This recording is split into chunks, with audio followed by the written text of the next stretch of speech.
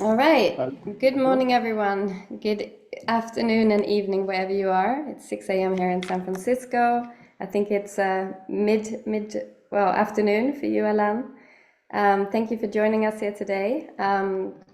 So I would like to start with just a brief introduction before we get kicked off with Alain here for this fireside chat. Digital Health Week is a global week of action, as many of you probably know, that brings together politicians, civil society, the private sector, and citizens to explore the opportunities and challenges of digital health.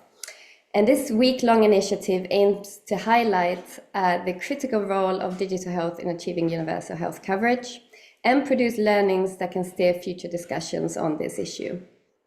So on this first day of Digital Health Week, we are kicking off the week with a conversation with one of the leading figures in digital health, Alain Labrique. Dr. Alain Labrique is the director of the Department of Digital Health and Innovation at the World Health Organization. He's the founding director of the Johns Hopkins University Global mHealth Initiative and founding editor-in-chief for the Oxford Open Digital Health Journal. And we're going to hear more about Alain and his background in just a minute, so I'll give him the opportunity to introduce himself. If you have any questions for Alain throughout the course of this session, please enter them into the chat and we will try to get to them later on. So in your role, Alain, at WHO, Transform Health has had the opportunity to work closely with you and your team, and you were an early champion of the closing the digital divide, more and better funding for digital transformation of health report that we launched in 2022. This report laid the foundations for promoting more and better coordinated funding in digital health transformation, focused on 6 foundational pillars for strengthening digital health enabling environments, which we then have had the opportunity to co-promote in an effort to advocate for better tracking and coordinated investment in digital health, not least at the G20 Health Working Group meeting in India and Brazil, but also recently at the UN Summit of the Future in New York.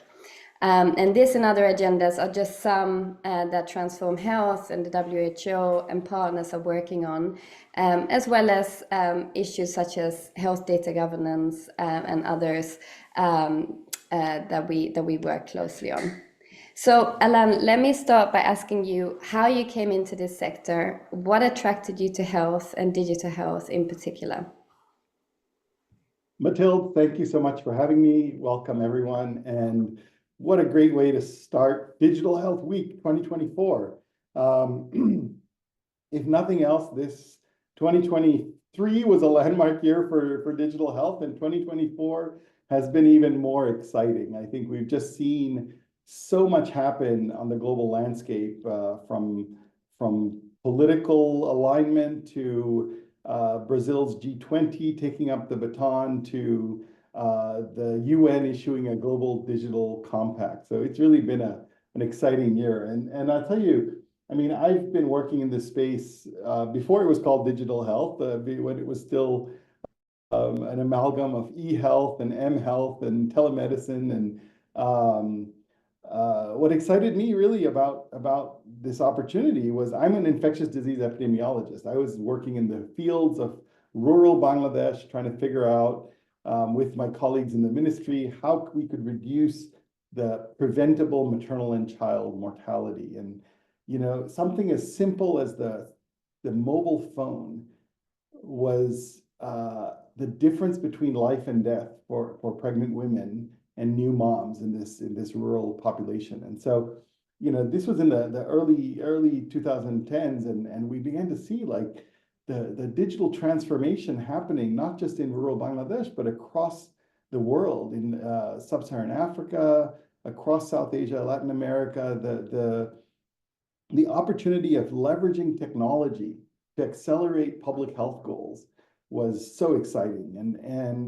And yet I was a researcher. I was an epidemiologist. So we were coming at this from the question of are these shiny objects, or is there a real impact there? And so I came at it from a research perspective, really looking at how do we strengthen the field of digital health. What does it mean when we talk about digital health? How do we classify digital health interventions, and really start to measure what it is we do and how it has an impact on outcomes.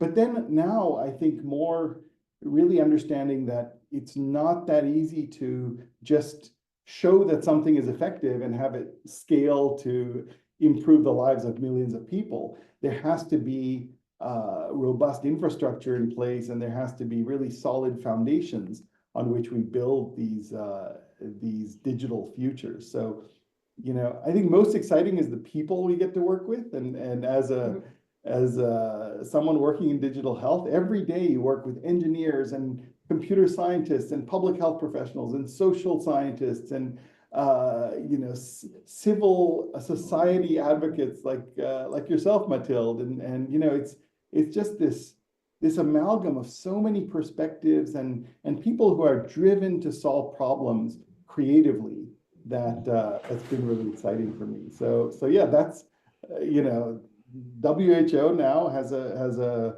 department of digital health and innovation, and it's really my privilege to be serving as a civil servant to 194 bosses around the world. So it's a great department. We're doing a lot of exciting things, and a lot of them are in collaboration with Transform Health. But it's a lot of exciting work that I'm looking forward to talking to you about today. Great. What a way to kick it off. And yes, it's no little task that you have, but very exciting. So as we're entering the last 5 years of the SDGs and the last year of the global strategy on digital health, how can digital health contribute to SDG 3.8 in your opinion? And what do governments and others need to do for us to get there and work together?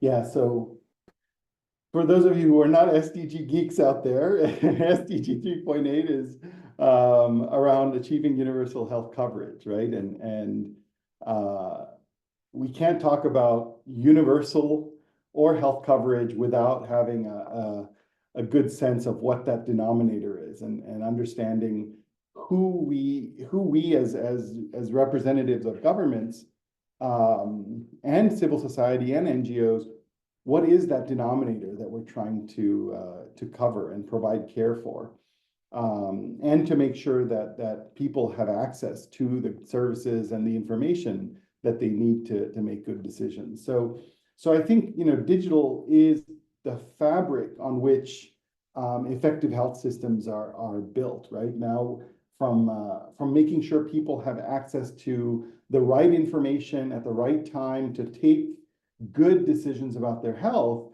all the way through to tools like immunization registers and the tools that frontline health workers who are out there delivering the preventive services that help keep populations healthy can be augmented through digital tools.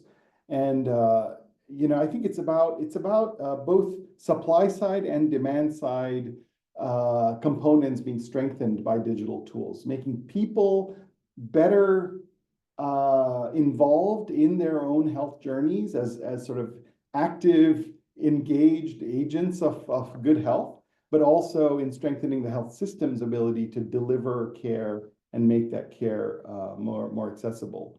You mentioned, Mathilde, the global strategy on digital health, and that's also something that many people are aware of, but some people may not be aware of, and really that is an instrument that belongs to the world. It's not WHO strategy, it's a global strategy that member states came together and described a set of activities that had to happen by 2025 that WHO needed to work on, that countries needed to work on, and that implementing agencies and other stakeholders needed to work on. So really it was a very comprehensive set of marching orders, if you would, for all of us to make sure we keep our eye on the ball, and to make sure that as different shiny objects come in our peripheral vision, that we keep our focus on getting to that end goal of universal health coverage strengthened by digital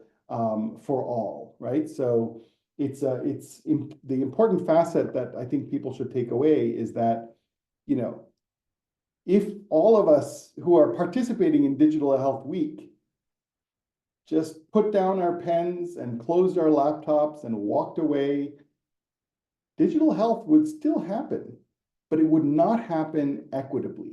It would not happen bringing everyone along, and it would not happen in a way that ensures that it's not just for those who can pay for it, who can benefit from digital health, but it's about making sure that digital health transformation is about fundamentally democratizing health systems, making the simple things like continuity of care that we take for granted in many Western and Northern countries is something that everyone in the world has the benefit of.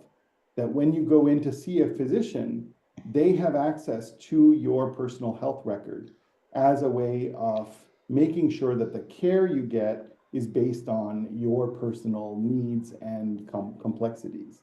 So Yep. I think we're really excited and looking forward to seeing not just how we close out this global strategy in 2025, but how we formulate the next global strategy for the next 5 years, because a lot has happened that we didn't have when we started this strategy.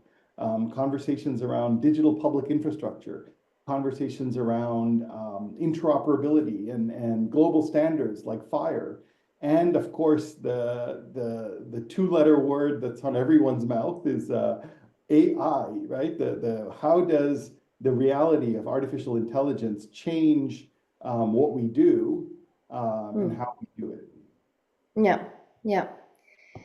Yes, and so important, and also the kind of foundational pillar for that, which is health data governance. We can't have good AI governance without data governance. But if just to go a little bit more into the equity agenda that you mentioned, and as you rightly said, we've also created Digital Health Week to really bring the challenges and opportunities of digital health into this global week of action and give an opportunity for stakeholders all over the world to really share about, you know, the digital health transformation, the opportunities and the challenges that they have, and how we can kind of collaborate to reach some of the goals that you've been talking about around universal health coverage, Alain. Could you reflect a little bit more on what it means to you and what are the consequences of not considering equity in all of the work that we are doing? Yeah, no, it's a really, really great question, Mathilde. And you know, clearly, as you could tell by my last response, equity is really important because it's why we're here.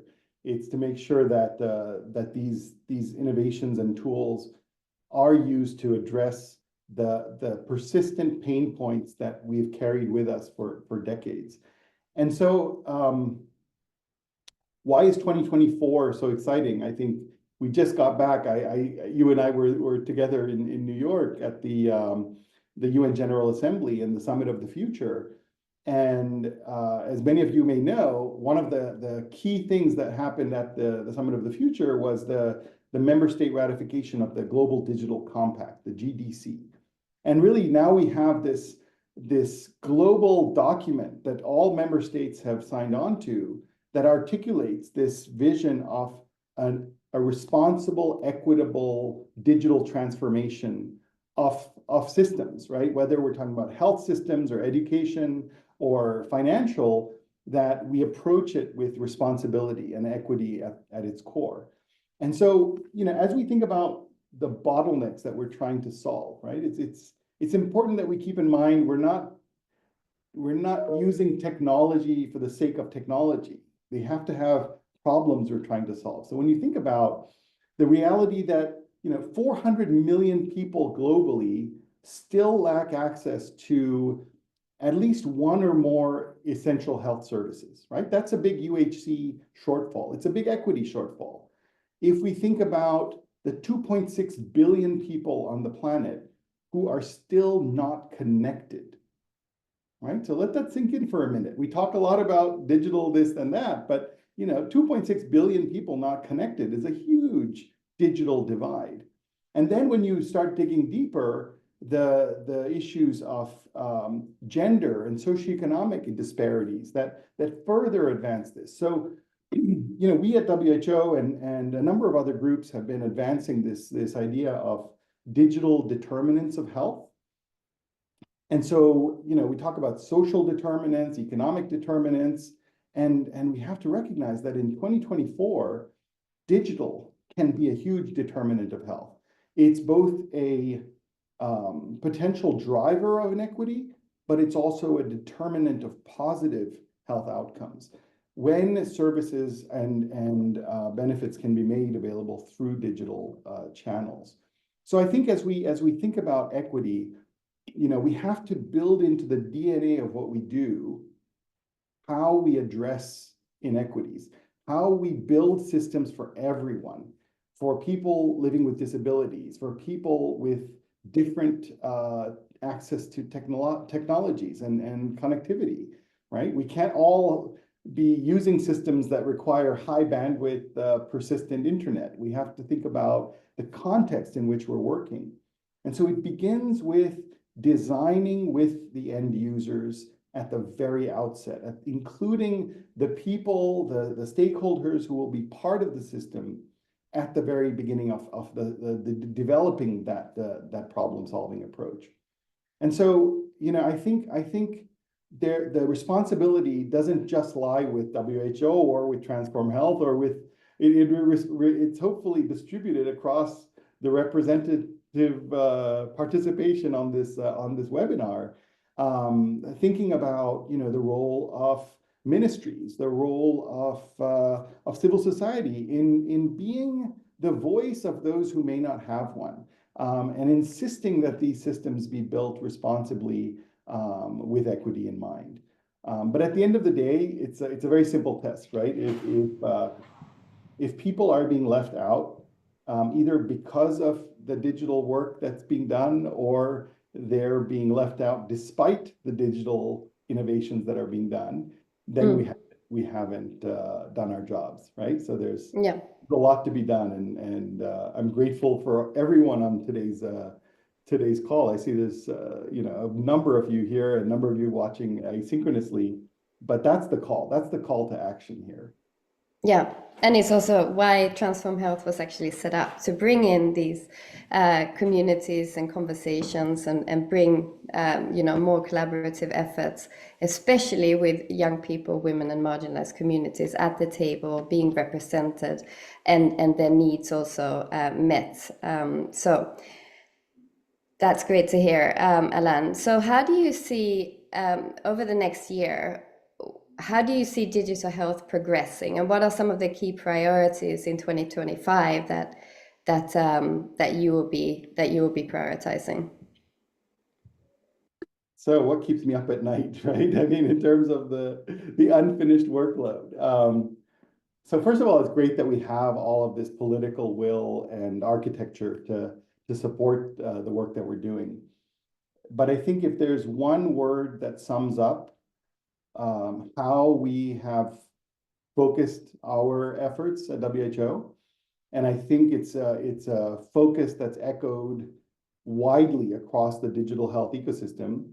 It's foundations, right? If we want to build the high-rise buildings of digital transformation, we have to have really strong, really robust foundations. And these are foundations of human capacity, right? People need to be able to function effectively in a digital space. And that's the workforce, that's the policymakers, that's the citizens who are the beneficiaries of these systems. We need not just human capacity, we need governance, right? So you need to have strong policy environment, leadership around a clear vision and a clear digital strategy. But I think that governance has to be driven by a clear strategig vision and a clear architecture. And those are the areas which WHO is really refocusing its efforts to develop guidance and make core building blocks available. So we're working with ITU right now, the International Telecommunications Union, to develop what we call a reference architecture, or it's a technical blueprint for countries who are beginning to transition away from a state of fragmented experimentation towards a state of planned digital transformation. And that means putting together these core building blocks, these pieces of digital infrastructure that will be reused by anyone who's building digital solutions, and they don't have to reinvent those core central pieces over and over. And so whether it's digital public infrastructure building blocks, or reference architecture, or even one of the projects I'm really excited about we're doing called the Smart Guidelines Initiative, is about making available to local entrepreneurs and governments the technical DNA, the digital DNA that goes into these digital systems that are being built, whether you're building an immunization software, or whether you're building a decision support tool for IMCI, the Integrated Management of Childhood Illnesses. You should be able to come in and pick up that digital DNA and build your solution around that DNA, so you don't have to focus on developing the algorithms from the narrative text, right? So making it easier for countries to get on the train of digital transformation. I think the other thing we're also really prioritizing and excited about is the idea of personal health records, because we think that's the foundation of a lot of problems and solutions that we have in public health. So whether it's helping parents track their children's immunizations, which I know as a parent, I've been frustrated all my life in remembering, wait, did my kid get that vaccine or the other vaccine, and what's due next? Making that easily accessible and verifiable and ubiquitous is really a priority. And then that unlocks the ability for continuity of care, which I mentioned earlier, right? Each time you go to a clinician, they should be able to refer back to your medical history and treat you accordingly. If we look across our landscape of countries, we have about 129 countries who have articulated a digital health strategy. And the challenge to all of you, especially those of you in the audience who have the capacity to write checks and fund projects, is to ask whether what we're doing at the country level is aligned with what the country has articulated as their digital transformation strategy. Or are we funding more vertical experiments? So if we're all together on the same journey to digital transformation, we have to support countries in their articulated digital strategy. And there's 129 of those out there. I will share the link in the chat in just a minute, but that should be able to drive people to say, okay, what does Sierra Leone want in terms of its digital strategy? What does Kenya or Bangladesh want in terms of that strategy? And making sure we're helping countries get to that goal. Yes, country owned and country driven. That is very key for the digital transformation to happen in an equitable and inclusive manner as well. So you've spoken about what WHO is doing in prioritizing these gaps and opportunities around digital transformation of health over the next 5 years. There's some really great products that are coming out to support countries in their digital transformation, and ensuring also that there's better aligned and coordinated investment to avoid the fragmentation that we've seen to date. So what in your opinion should be prioritized by others in the ecosystem to ensure we work together in a collaborative manner? Yeah, I think it's a great question, right? Because we're certainly not going to get everything done ourselves.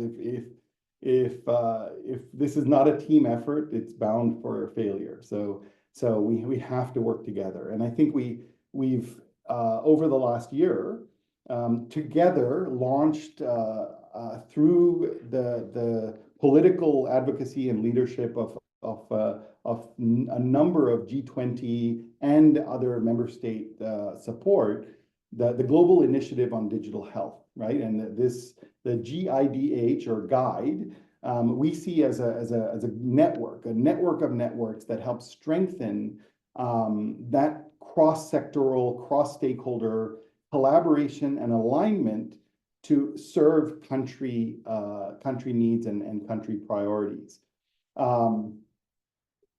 I think as we use that as a framing to focus our work at the country level, that's step number one, right? Understanding what the strategy and vision of the country is to strengthen and ensure that the countries have a robust governance, and then making sure that on the ground, we're actually working together to advance those agenda is really critical. But, first of all, together invest in architecture and infrastructure. So unless we're all demanding that the government support digital commons that everyone benefits from, the governments won't see the demand for those commons, right? And I think it's contingent on everyone to advocate for digital public infrastructure, for digital writ large, but also for digital health.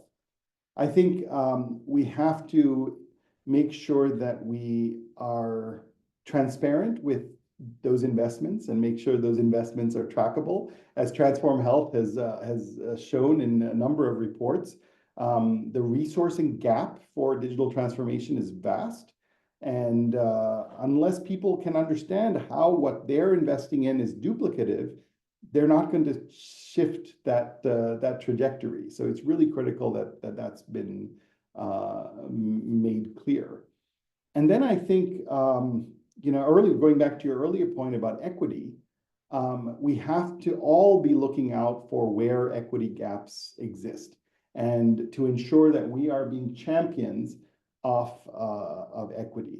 The last thing I'll say is science, right? Because as WHO, I would be remiss if I didn't talk about science, because as much as we're eager to adopt new things, we also have to be that eager, and it's hard, but you have to be the same level of eagerness to let things go. And when do we let things go? We let things go when they're either not working or they fail to deliver on the promises that we or the hypotheses that we set for those things. And I think that's one of the hardest things in technology or in digital health is after investing months and years in a particular strategy or solution, if that strategy is evaluated rigorously and shown to not have the effect or not have the benefit to people that we hope we hoped the technology would, we have to be willing to acknowledge that and maybe pivot to something else, and try and learn from that experience to say, why did this not work, and why did this not work here if it worked somewhere else, right? So I think these are all important questions that we can align around as a community.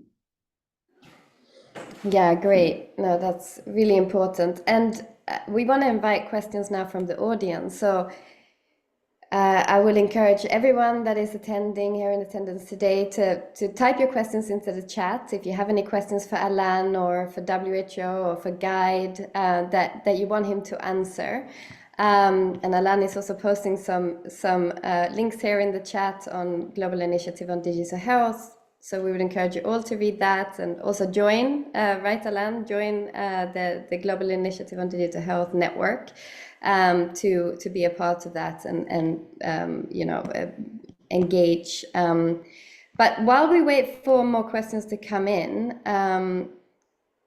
Alain, I have a question for you. So we hear a lot about the risks. I was just going to say, we have some questions that have come in now. Yeah, go ahead, Alain. Just if someone could move the links to the public chat, that would be great, because I don't think I'm able to post to everyone, but yeah, we will post them to the attendee chat. Yes. But sorry, please, Mathilde, I didn't mean to interrupt you. No, that's fine. So we have one question here from the audience. In your opinion, which countries have made the greatest progress in digitizing their health systems? And what can we learn from these countries? And maybe you don't want to point out specific countries, No, but no, maybe no. you can talk more to the I learnings. will answer that question as diplomatically as I can, because I think it depends which region you're in. There are exemplars of countries that have really moved forward in dramatic ways. And I think by and large, these are countries where a decade ago, if not even longer, investments were made in digital public infrastructure, in a clear digital strategy, or at least the parameters for a longer vision of digital transformation. And I think those are the countries where we have seen the dividends of investment in digital come to fruition. We can talk about, for example, I had the privilege of listening to the former Minister of ICT of Rwanda, who was explaining that a decade ago when Rwanda was faced with some really difficult socio-political challenges and economic challenges, they chose to invest in digital infrastructure. And today it's those investments that are really the foundation for a lot of the digital health infrastructure that's delivering solutions to the people. We look at countries that have invested in governance, where they have defined a digital transformation cell. So the Kenya in 2023 launched a Digital Health Act that defined an explicit body who was the responsible curator of digital transformation for that country, in defining the standards, in helping to moderate the ecosystem, in identifying ethical and technical standards for interoperability, and then serving as the custodians for that process. India similarly took that role with the National Digital Health Mission, that's now known as the Ayushman Bharat Digital Mission.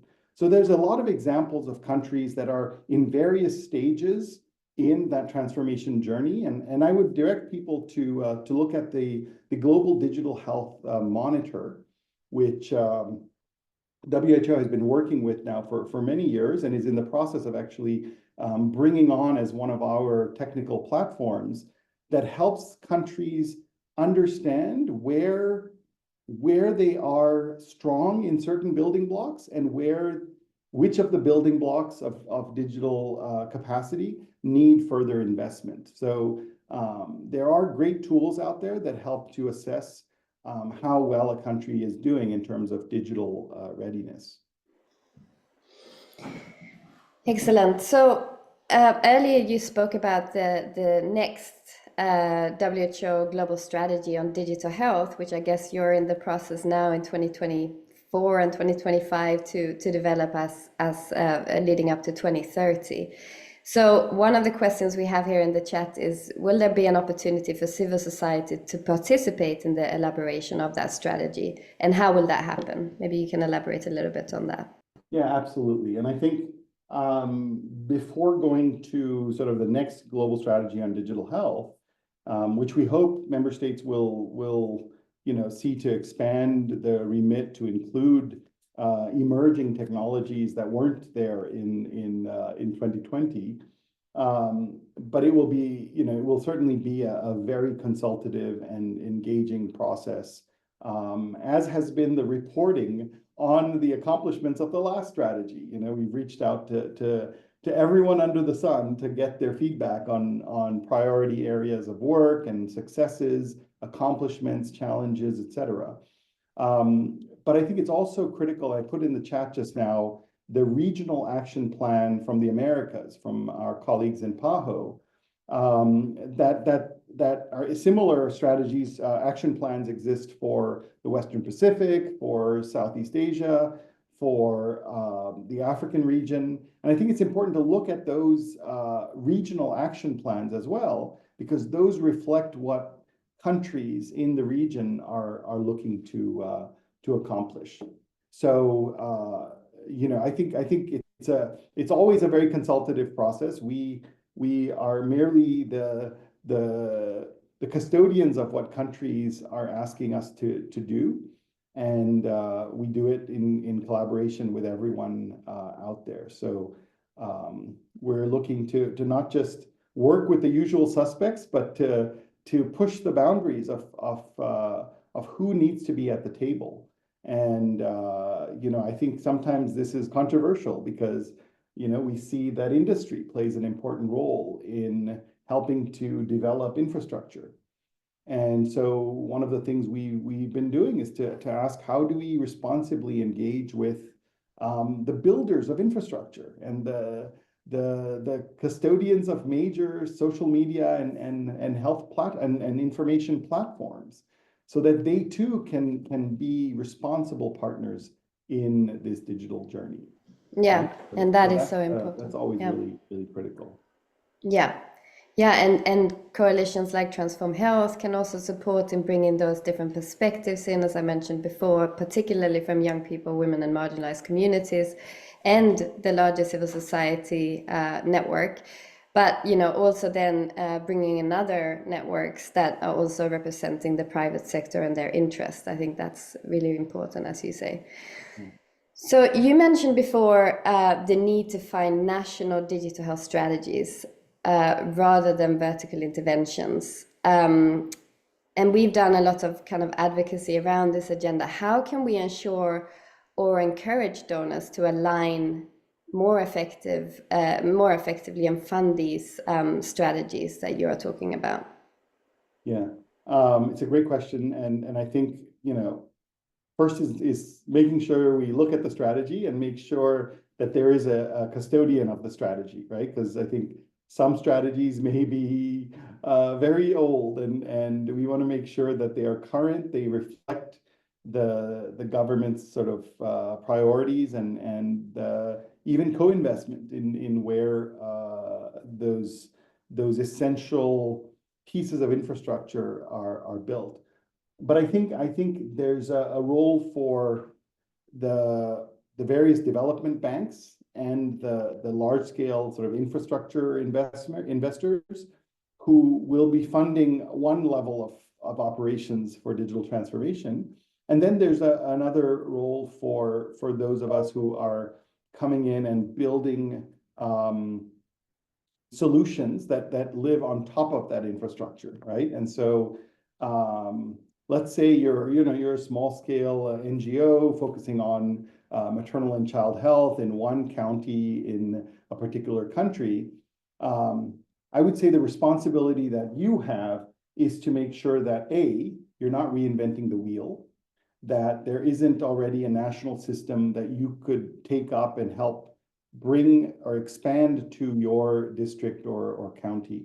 But also, if you are building a de novo system, and because there isn't another system that does what you are trying to achieve, then to make sure that system is based on rigorous standards, standards that meet the national standards for interoperability and for data exchange, and to make sure that if you're building something like a decision support tool, that the content of that decision support tool is aligned with either WHO guidelines or national guidelines for that specific disease area.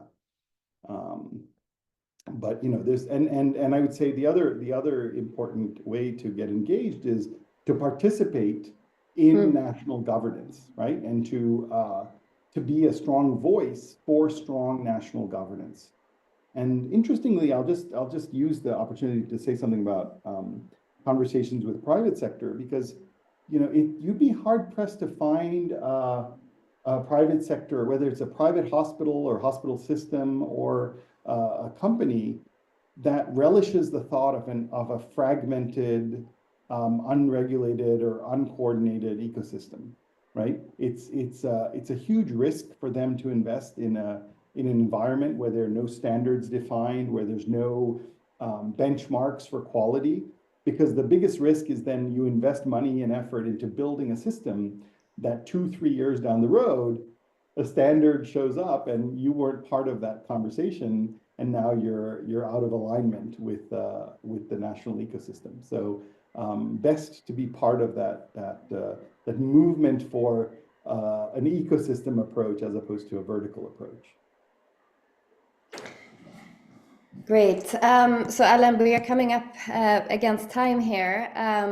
What are the kind of top 2 or 3 messages that you want participants to walk away with from today's conversation in terms of WHO, what WHO is doing to prioritize digital transformation of health over the next 5 years, and what are ways that people can get involved into the digital transformation? So first of all, thanks again for inviting us, and I think having this conversation. I think that's been a privilege for us, and a chance to talk to such a huge global audience. Second is, be part of the digital transformation in a responsible way.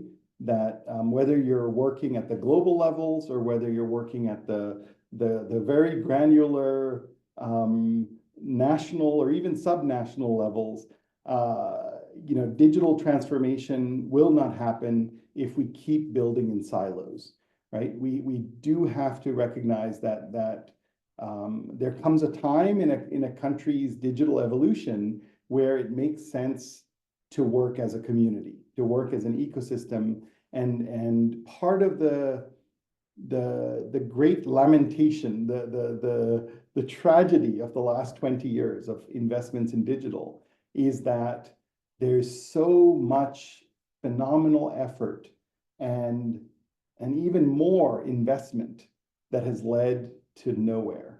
And a lot of that, the graveyard of digital health is because we didn't invest in infrastructure and foundations.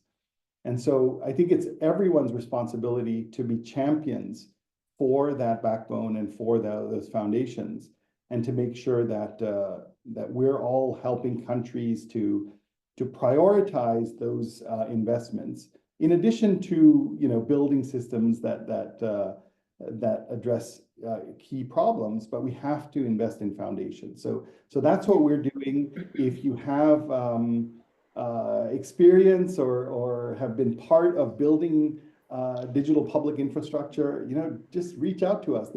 We're going to have an exciting meeting in December in Nairobi called the Open Digital Health Summit, and I'll put the link in the chat here. But we'd love to have you be part of this summit or even next year's summit to be part of that conversation.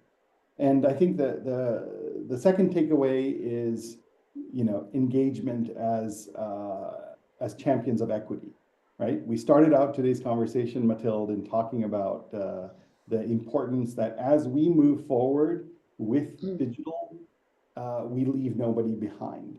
And that's a hard thing to accomplish, because it's so much faster and sometimes cheaper to just barrel forward and take those who can come along with you and leave those behind.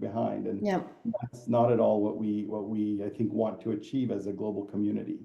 So let's be the voice for those who may not be loud enough to speak up for themselves, and make sure we give a platform for those who should be part of that voice. So whether it's people living with disabilities or marginalized populations or migrants or displaced persons, everyone needs to have their due voice in how these future systems are built and maintained. Thank you, Alain. And yeah, we look forward to that summit in December. That sounds really exciting, and also an opportunity uh, for organizations and I guess people also to come together and to contribute to the conversation of how we bring these foundational pillars, as you're talking about, and also contributing perhaps to the next WHO global strategy on digital health as we lead up to 2030. Thank you so much, Alain, for agreeing to kick off this first official event of Digital Health Week with us and sharing your insights, your thoughts, your reflections. I think it's been really rich, and we are so thankful for you taking the time to kick this off with us today. So as I close out, I'd like to share that over the course of this week, there are over 75 events set to take place with a variety of workshops, briefings, webinars, trainings, and much more. There will be a podcast series such as this one that we've had here today with Alain, featuring young experts interviewing sector leaders on digital health, and a range of activities including hackathons, report launches, campaign actions, and so on. There's really a very rich program. I would encourage you all to visit the website digitalhealthweek.co and sign up to the events that interest you. They're all free. It's all, anyone and everyone can participate in Digital Health Week. Thank you all for tuning in today. We wish you a great week ahead and hope that you will enjoy Digital Health Week as we celebrate this global week of action. Thank you, Alain. I wish you all a great rest of your day. Thanks, everyone.